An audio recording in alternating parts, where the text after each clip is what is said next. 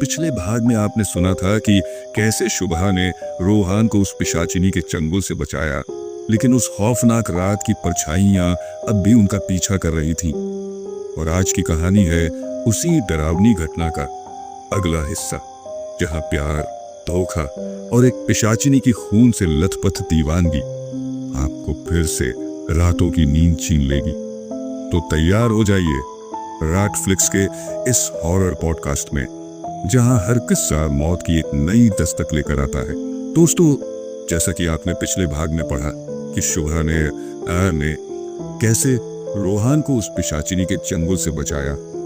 अब आगे रोहान को जब शुभा ने सारी बात बताई तो उसे यकीन नहीं हुआ था कि उसने शुभा के साथ ऐसा व्यवहार किया था। रोहान बार बार शुभा से माफी मांगता था, वह अपने किए पर पछता रहा था। ऐसे ही समय बीत रहा था, दोनों सब कुछ भूलकर अपनी जिंदगी में व्यस्त हो गए।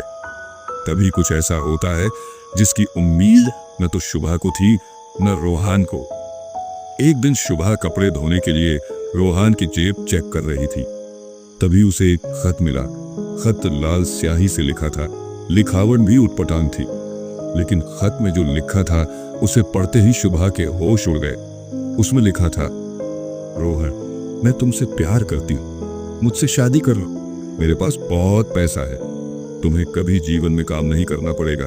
तुम अपनी पत्नी को छोड़कर सदा के लिए मेरे पास आ जाओ। शुभा के हाथ से सारे कपड़े छूट गए, उसकी आंखों से आंसू बहने लगे। जिस रोहान को मैंने अपने प्राण संकट में डालकर बचाया, वही मुझे धोखा दे रहा है। किसी अमीर लड़की के चक्कर में मुझे छोड़ने की तैयारी कर रहा है। शुभा शाम तक रोती रही। जब रोहान आया तो उसने वह खत उसके सामने रख दिया। रोहान ने सफाई देते हुए कहा, हाँ शुभा, कल ये खत मुझे एक बच्चा पकड़ा कर चला गया था। तब से मैंने कई बार इसे पढ़ा, कुछ समझ नहीं आ रहा था। शायद किसी ने मजाक किया हो या बच्चा गलती से पकड़ा गया हो। शुभा बोली, देखो रोहान, सच सच बताओ, तुम मुझसे कुछ छुपा तो नहीं रहे हो? रोहान ने कहा, शुभा, मेरा विश्वास करो, मैं तुम्हारा साथ जीवन भर नहीं छोड़ूंगा। शुभा ने वो खत फाड़कर फेंक दिया और खाना बनाने चली गई। रात का समय था, दोनों अपने कमरे में सो रहे थे। कुछ देर बाद शुभा पानी पीने उठी तो उसे खिड़की पर एक औरत का साया दिखाई दिया। इससे पहले कि शुभा कुछ समझ पाती, वह साया तेजी से उसके सामने आ खड़ा हुआ। फिर उसने एक नजर रोहान को देखा और तेज आवाज में बोली, तू मुझे रोहान से अलग करेगी? मेरा खत फाड़ेगी? मैं तुझे फाड़ कर रख दूंगी। रोहान मेरा है और मैं इसे किसी भी हाल में नहीं छोड़ सकती। शुभा कुछ बोलना चाहती थी, लेकिन उसकी आवाज नहीं निकल रही थी, पसीने पसीने हो गई थी। तभी वो साया आगे बढ़ा और शुभा का गला पकड़ लिया। शुभा दोनों हाथों से खुद को छुड़ाने की कोशिश कर रही थी। तभी उसकी आंख खुली। ये सपना था। शुभा चीख पड़ी, रोहान, रोहान, वो फिर आ गई, वो तुम्हें ले जाएगी। रोहान ने लाइट जलाई। शुभा उससे लिपट गई और उसे सब कुछ बता दिया। रोहान भी डर गया। अगले दिन दोनों बाबा रुद्रनाथ के पास पहुंचे। बाबा बोले, मैं जानता था वो इतनी आसानी से पीछा नहीं छोड़ेगी। रोहान बोला, बाबा, कोई तो रास्ता होगा। बाबा रुद्रनाथ बोले, रास्ता है तेरी मौत। वो तुझे मारकर पिशाच बनाना चाहती है, जिससे वह तेरे साथ रह सके। शुभा गुस्से में, बाबा, आपके पास अगर कोई रास्ता नहीं है तो बता दीजिए, हम कहीं और चले जाएंगे। मैं अपने पति को मरने के लिए नहीं छोड़ सकती। बाबा रुद्रनाथ ने आंखें बंद की। कुछ देर बाद बोले, उसे केवल एक ही तरीके से हराया जा सकता है, धोखा देकर। रोहान बोला, कैसे बाबा? बाबा बोले, तुझे दिखाना होगा कि तू भी उससे प्यार करने लगा है और शुभा तुझे छोड़ नहीं रही। वो शुभा पर हमला करेगी और उसी पल हम उसे भस्म कर देंगे। शुभा बोली, ठीक है बाबा, आप तैयारी कीजिए, मैं तैयार हूं। रोहान गुस्से में, नहीं बाबा, और कोई रास्ता बताइए, अगर चूक गए तो वो शुभा को मार देगी। बाबा रुद्रनाथ बोले, बेटा, तू चिंता मत कर, इस बार ऐसा जाल बिछाऊंगा कि वो पच नहीं पाएगी, जैसा बाबा ने कहा था। रोहन उसी सुनसान सड़क पर पहुंचा और पिशाचिनी को पुकारने लगा। कहाँ हो तुम? मैं तुमसे प्यार करने लगा हूं, मेरे पास आओ। तेज हवा चलने लगी। पीछे एक बेहद खूबसूरत लड़की खड़ी थी। वो बोली, तुम मुझसे प्यार करते हो, चलो हम एक नई दुनिया बसाते हैं।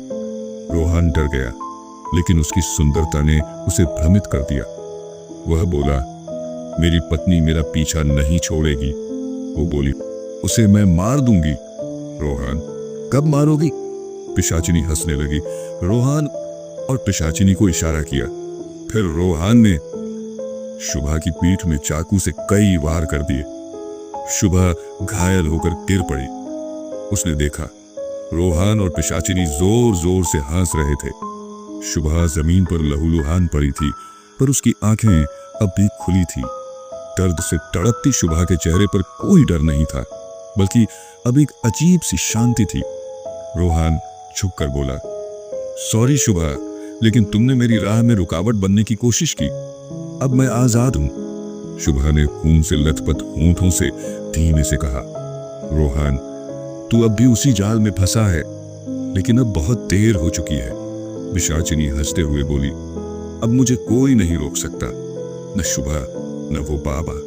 अब रोहन हमेशा के लिए मेरा है। लेकिन तभी एक अजीब सी जलन की चीख कमरे में गूंजने लगी। पिशाचिनी ने अपनी छाती को पकड़ा। उसकी त्वचा जल रही थी, धुआं उठ रहा था। रोहन चीख पड़ा, क्या हो रहा है तुम्हें? पिशाचिनी की आंखें लाल हो गईं।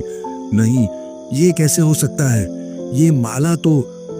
शुभा ने धीरे से अपनी मुट्ठी खोली। उसके हाथ में वही माला थी जो बाबा रुद्रनाथ ने दी थी। शुभा ने मुस्कुराते हुए कहा, मैं जानती थी रोहन मुझे धोखा दे चुका है, लेकिन अब तुम दोनों को इस खून से सना अंजाम मिलेगा। रोहन पीछे हट गया। शुभा, तुम झूठ बोल रही हो, तुम मरी कैसे नहीं? शुभा ने अपनी कमर से खून से सना चाकू निकाला और बोली, तुमने मेरी पीठ में वार किया था, लेकिन मैंने अपनी जान बचाने के लिए उस माला की शक्ति से खुद को रोका।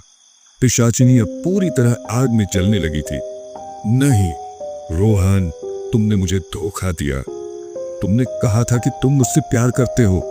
रोहन घबराकर भागने लगा, लेकिन दरवाजे अपने आप बंद हो गए। शुभा अब उठ खड़ी हुई। उसकी आंखों में अब सिर्फ बदला था।